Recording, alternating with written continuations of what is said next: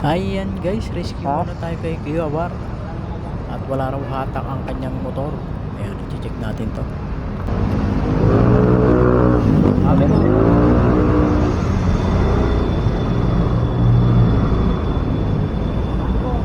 Tay, wala ko sa may kanto. Kaya gumanon muna ako. Tinulak ko dito pa ganun.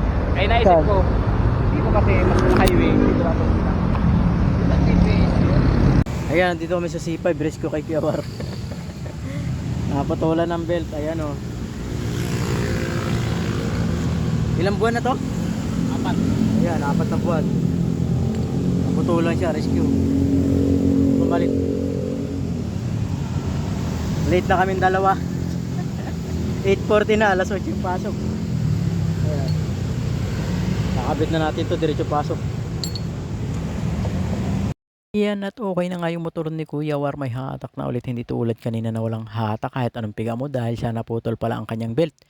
Ang kinabit ko palang belt dito yung kanyang pinagpalitan o pinaglumaan. Ayan guys, napaka-importante na huwag nyo itapon yung inyong pinagpalitan. Tulad nito, hindi mo masasabi kung kailan ka mapuputulan ng belt. Dito pa talaga sa C5, walang mabilhan dito. Ayan, at yun muna ang kinabit ko para makapasok na kami sa trabaho. Late na rin kami at ang aking umagahan nga dito dinala ko na lang dahil sa biglaan tawag ni Kuya War. Doon ko na lang kakainin sa warehouse to bago mag-in. Dito pala yan guys sa C5 bago mag-flyover dito sa may Bridgetown papuntang Libis.